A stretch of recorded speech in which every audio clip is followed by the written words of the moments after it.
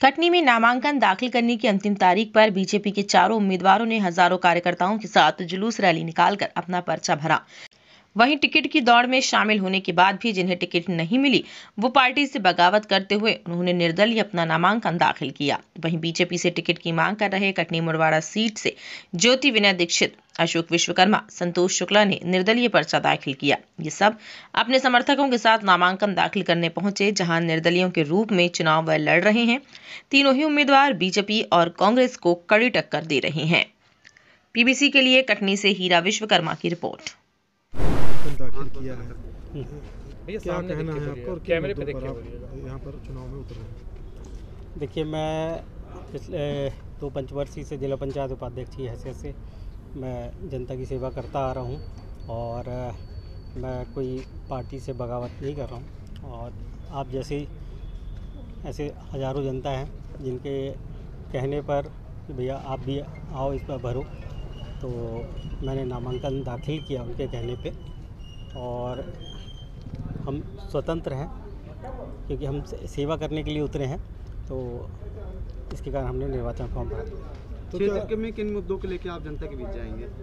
देखिए, बेसिक मुद्दे तो रोड, नाली, पानी, बिजली, ये सब समस्याओं, कुछ ऐसी अभी बहुत सारी समस्याएं हैं कि जहाँ पे अभी पुल पुलिये का निर्माण नहीं है। आज भी कुछ गांव ऐसे हैं जहाँ पे पानी के कारण आवागमन रुक जाता है।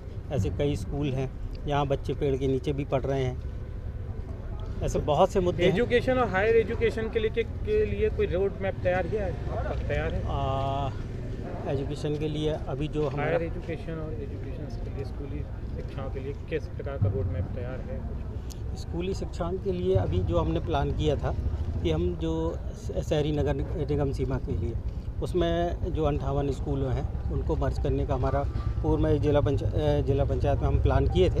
मगर देखिए, जिला पंचायत की शक्तियाँ और विधानसभा की शक्तियों में अंतर होता है, जिसके कारण मैं पूर्ण रूप से जो शक्तियों का इस्तेमाल कर सकता हूँ विधानसभा में। तो इसमें रोड मैप जो तैयार है शिक्षा व्यवस्था के रूप में, तो हम इन स्कूलों को अभी हम मर्ज करेंगे और जो बेहतर से जो हमारे शासकीय स्कूल हैं उनको अच्छे से अच्छी सुविधा प्रदान, क्योंकि नगर निगम में जैसे उपकर की राशियाँ भी काफ़ी मात्रा में है, तो उन राशियों का हम इस्तेमाल करके हम इस स्कूल को बेहतर बनाएंगे। देखा गया है कि भाजपा से 2 लोगों ने निर्दलीय फॉर्म भरा है, विनय ज्योति दीक्षित और संतोष शुक्ला जी। उसके बाद आप तीसरे, आप मुड़वाड़ा से लड़ रहे हैं, तो ये पार्टी में कहीं ना कहीं प्रकार से बगावत की वो है।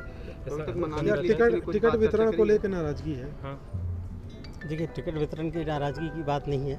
मेरा जो अपना व्यक्तिगत है, मुझे सेवा करना है, एक बड़े रूप में मुझे सेवा करने का है, तो मैं इस कारण उतरा हूँ। अभी तक पार्टी से ऐसा कोई वरिष्ठ अधिकारियों ने आपको बैठाने की कुछ ऐसी चर्चा करी है क्या? नहीं, अभी ऐसी कोई चर्चा नहीं। सामने आने का प्रयास किया गया? अभी ऐसी कोई चर्चा नहीं है। और आएगी तो क्या उसको मानेंगे या फिर वो समय आने पर? सर्वप्रथम तो जनता के समर्थन और जन आदेश पे, जनता के सम्मान में हमने पर्चा दाखिल किया। तो जन समर्थन तो जिस दिन से हम लोगों ने ये मैसेज के माध्यम, व्हाट्सएप के माध्यम से और मिस कॉल के माध्यम से जनता से जो आदेश लिया, उसी दिन से लगभग 13,500-14 हज़ार लोगों के मिस कॉल, मैसेज, व्हाट्सएप आए। उस जन आदेश या जन सम्मान के विश्वास पे हमने आज पर्चा, निर्दलीय पर्चा ज्योति विनय दीक्षित का दाखिल किया है। और हमारा एक ही उद्देश्य है, जनता की सेवा और जन जन की सेवा, और कटनी मुड़वाड़ा विधानसभा के हर एक उस व्यक्ति की सेवा जो कहीं ना कहीं ऐसी आस रखता है कि कोई नेता आए और हमें सम्मान दे के, सेवा करके हमारे भविष्य को, हमारे जीवन को उज्ज्वल और अच्छा बनाए। इस भाव को लेकर हम लोग चलेंगे। और कटनी में medical college, engineering college, road, रास्ता की जो स्थिति आप लोग देख रहे हैं, कटनी धूला से भरा हुआ है। और सर्वप्रथम कारण चुनाव लड़ने का ये है कि दोनों ही पार्टी के प्रत्याशी 20-20, 25-25 साल से, कटनी जो मुख्य पार्टी हैं दोनों, इन दोनों की प्रत्याशी 20-25 साल से कहीं ना कहीं किसी न किसी पद पे स्थापित हैं। और उनको आज तक कटनी के बारे में उनने सोचा नहीं, वो केवल अपने बारे में सोच रहे हैं, अपना हित कर रहे हैं। आचार विचार भी उनके कैसे हैं ये आप लोग भी जानते हैं। तो इन्हीं सब बातों को लेके हम लोग जनता के आदेश और जनता के सम्मान में, जनता के कहने पे निर्दलीय प्रत्याशी के रूप में पर्चा भरें। और पूर्ण विश्वास, जनता ने जिस प्रकार आशीर्वाद दिया, आगे भी आशीर्वाद जनता का हमें मिलता रहेगा। और प्रभु की जो मर्जी होगी उसको हम पूर्ण रूप से स्वीकार करेंगे। और जो हमारी सेवाएं हैं ज्योति विनय दीक्षित जन सेवा समिति की, ये जीवन पर्यंत हमारे जीवित रहने तक हमेशा चलेंगी और चलती रहेंगी। सेवा का क्या कुछ कमी रह गई रही कि इसको अपन कवर अब महापौर की कमी के बारे में आप पूछेंगे तो आप कोई हमसे भिन्न तो और अलग तो है नहीं। आप भी उस समय चुनाव में थे, पूरा चुनाव आप लोगों ने मीडिया जितने अच्छे से देखी होगी उतने अच्छे से हम नहीं देख सकते। तो आपको सब मालूम है क्या कमी रह गई, किस कमी के कारण ज्योति विनय दीक्षित जी महापौर का चुनाव हारी। ये सब चीज़ें आप समझ सकते हैं, इसमें बोलने का उचित नहीं होगा। क्षमा चाहता हूँ आपसे इस विषय में। जी, आज आप लोग यहाँ पर इकट्ठे हुए, नामांकन का आज आखिरी दिन था जी, भर के आप पूरे समर्थनों के साथ आए हैं जी। अब आपकी आगे क्या रणनीति होगी? क्या किसी प्रकार का अन्य दलों द्वारा किसी प्रकार कोई दबाव बैठने के लिए चुनाव में?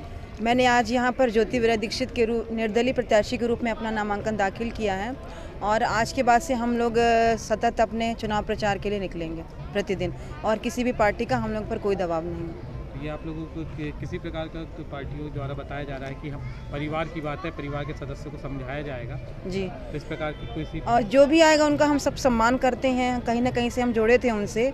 और बाकी जो समझाने की बात है तो अभी तो हम लोगों का निर्णय केवल चुनाव लड़ना ही होगा। जनता का आदेश है, जनता के आदेश के सम्मान में। किन मुद्दों को लेकर आप चुनाव लड़ेंगे? क्षेत्रीय मुद्दे जो शहर के मुख्य मुद्दे हैं, शिक्षा को लेकर सबसे ज़्यादा मुद्दा यहाँ बनाया जा रहा है, मुख्यतः मैं उसी पर ध्यान दूंगी। और शहर की जो बनावट रख रखाव जो होना चाहिए एक स्मार्ट सिटी के रूप में उसको विकसित करने का पूरा प्रयास करूंगी।